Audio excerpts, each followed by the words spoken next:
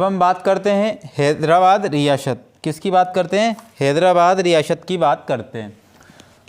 तो हमने जम्मू कश्मीर रियासत को देखा, जूनागढ़ रियासत को देखा और एक रियासत थी हैदराबाद रियासत। ये तीनों की तीनों रियासत क्या थी? समस्या परक रियासत थी। एक इसमें और थी मणिपुर रियासत। तो मणिपुर रियासत को भी हम देख लेंगे, बाद में देख लेंगे, लेकिन अभी हैदराबाद रियासत को हम देख लेते हैं। तो समस्या परक रियासत कितनी थी? 3, और एक ने माइनॉट ही अर्थात थोड़ा सा दिक्कत दी, वो अधिकतर पेपर में नहीं आती है। 3 रियासतें ज़्यादा आती है। कौन? जम्मू कश्मीर, हैदराबाद और जूनागढ़। तो जम्मू कश्मीर के राजा कौन थे? हरि सिंह। जूनागढ़ के नवाब कौन थे? महावत खां। और हम देखेंगे हैदराबाद के राजा, अर्थात राजा को क्या कहेंगे? मुस्लिम क्षेत्र, मुस्लिम बहुल के थे ये, तो हम कहेंगे इनको निजाम। क्या कहेंगे? निजाम। तो हैदराबाद के निजाम का नाम था उस्मान अली खान। उस्मान अली खान। तो यहाँ की प्रजा 35% प्रजा हिंदू थी। क्या थी? हिंदू थी। 35% प्रजा क्या थी? यहाँ पे हिंदू थी। और निजाम कौन थे? निजाम का नाम क्या था? उस्मान अली खां। ऐसा कहा जाता है कि ये उस समय के विश्व के सबसे धनी व्यक्तियों में गिने जाते थे। सबसे धनी व्यक्तियों में गिने जाते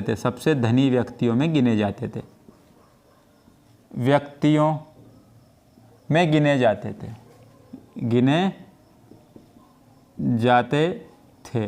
इनकी वेशभूषा बिल्कुल ऐसे साधारण व्यक्ति की तरह थी कि कोई उनको देख करके नहीं कह सकता कि ये विश्व के सबसे धनी व्यक्तियों में गिने जाते हैं। लेकिन इनके पास बहुत धन संपत्ति थी। और इसका जो हैदराबाद रियासत का क्षेत्रफल इतना था कि वहाँ का न्यूजीलैंड और स्कॉटलैंड, तो ये दोनों के दोनों शहर, न्यूजीलैंड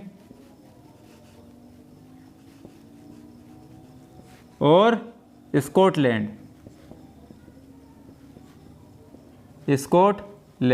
के क्षेत्रफल के बराबर था हैदराबाद रियासत का क्षेत्रफल, ऐसा माना जाता है। अब देख लेते हैं कि हैदराबाद रियासत का विलय भारत में कैसे हुआ, कब हुआ। तो हैदराबाद के जो निजाम थे उस्मान अली खां हिंदू प्रजा पर क्या करने लगे? अत्याचार ज़्यादा करने लगे, क्योंकि ये प्रजा थी, ये नहीं मिलना चाहती थी पाकिस्तान में, लेकिन निजाम का झुकाव किसकी ओर था? पाकिस्तान की ओर था। तो पाकिस्तान की ओर होने के कारण यहाँ की प्रजा बहुत ज़्यादा क्या करती थी? परेशान थी। लेकिन निजाम ने क्या किया? निजाम ने यहाँ पे हिंदुओं पर थोड़ा सा ज़्यादा अत्याचार होने लगा। अत्याचार क्यों होने लगा? क्योंकि ये विरोध कर रहे थे। किसके? निजाम का विरोध कर रही थी जनता।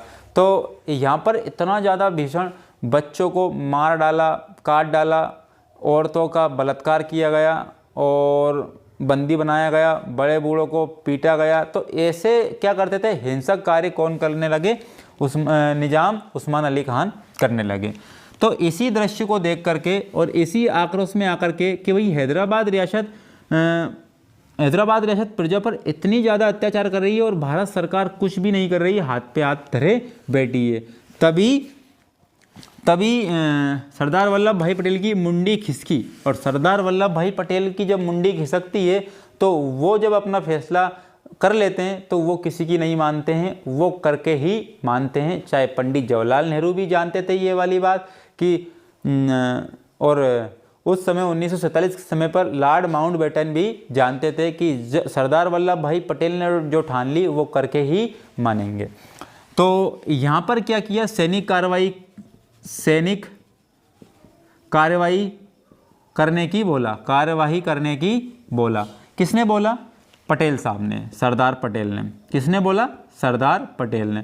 तो सरदार पटेल ने जब सैनिक कार्रवाई की बोला तो यहाँ पर पंडित जवाहरलाल नेहरू ने मना कर दिया कि सरदार किसी भी रियासत पर हम सैनिक कार्रवाई नहीं कर सकते हैं, ये लॉर्ड माउंटबेटन ने कहा है। लॉर्ड माउंटबेटन क्या हो जाएंगे? हमसे खफा हो जाएंगे।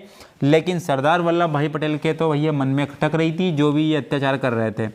तो एक बैठक हुई वरिष्ठ नेताओं की, वरिष्ठ व्यक्तियों की और वरिष्ठ अधिकारियों की। तो उस बैठक में फिर बोला गया कि बिल्कुल आप कर सकते हो, लेकिन बोला गया कि ये एक ही शर्त पे होगा, एक ही शर्त पे, शर्त वर्त तो कुछ थी नहीं, लेकिन इसने पटेल साहब ने बोला कि सैनिक कार्रवाई से ही अब निजाम उस्मान अली खान मानेंगे। तो इसके लिए उस समय विश्व लेवल में अधिकतर क्या थे, पोलो के ग्राउंड थे, पोलो के क्या थे, ग्राउंड। तो यहाँ पर ऑपरेशन पोलो चलाया गया। क्या चलाया गया? ऑपरेशन पोलो चलाया गया, ऑपरेशन पोलो। तो अधिकतर ग्राउंड होने के कारण ऑपरेशन पोलो नाम रखा गया। किसके ग्राउंड? पोलो के ग्राउंड के कारण ऑपरेशन पोलो। तो ऑपरेशन पोलो किसके खिलाफ चलाया गया? हैदराबाद के खिलाफ चलाया गया। तो हैदराबाद में ऑपरेशन पोलो के माध्यम से सेना भेजी। क्या भेजी? सेना भेजी। तो सेना जब भेजी तो इस सेना को कुचलने के लिए, इस सेना को कुचलने के लिए, सेना को कुचलने के लिए, तो कुचलने के लिए अर्थात सेना को दबाने के लिए उस्मान अली खान ने एक अर्धसैनिक बल भेजा, एक अर्धसैनिक बल भेजा। क्या भेजा? अर्धसैनिक बल, अर्धसैनिक बल भेजा, अर्थात अर्धसैनिक एक टुकड़ी भेजी जिसको कहा गया रजाकार, जिसको कहा गया रजाकार। तो अर्धसैनिक टुकड़ी को क्या कहा गया? अर्धसैनिक टुकड़ी को क्या कहा गया? रजाकार कहा गया। तो रजाकार किसके लिए भेजा? भारतीय सेना को कुचलने के लिए, भारतीय सेना को दबाने के लिए। तो भैया कब भेजा गया था? भारतीय सेना को कब भेजा? तो भारतीय सेना को भेजा था, भारतीय सेना को भारत सरकार ने भेजा था 13 सितंबर 1947 को, 13 सितंबर 1947 को। 4 दिन की मशक्क़त के बाद, 4 दिन की सैनिक कार्रवाई के बाद में हैदराबाद के निजाम और उसकी सेना ने भारतीय सेना के आगे झुकाव अर्थात अपने हथियार नीचे गिरा दिए, अर्थात समर्पण कर दिया। तो 4 दिन के बाद किया। तो 13 सितंबर और 4 कितने होगा? 17 सितंबर। तो 17 सितंबर 1947 को क्या हुआ? 17 सितंबर 1947 को निजाम और उनकी सेना ने भारत के सामने क्या कर दिए? घुटने टेक दिए, अर्थात समर्पण कर दिया। अर्थात बोलने लगे निजाम कि हम भारत में मिलने के लिए तैयार हैं। तो भारत में मिलने के लिए तैयार है। तो 17 सितंबर 1948, 17 सितंबर 1948, 17 सितंबर 1948, यहाँ भी 48 ही है। क्या है? 48 ही है। तो ये देखा गया। तो इस प्रक्रिया के माध्यम से हैदराबाद रियासत भारत में मिली। तो हैदराबाद रियासत भारत में मिली किसके कारण? क्या ऑपरेशन चलाया गया था? पोलो ऑपरेशन चलाया गया था। और सैनिक कार्रवाई के माध्यम से हैदराबाद रियासत भारत में मिली। तो ये पूरी तीनों की तीनों रियासत हमने देख ली है। अब एक बार थोड़ा सा क्या कर लेते हैं, रिपीट कर लेते हैं।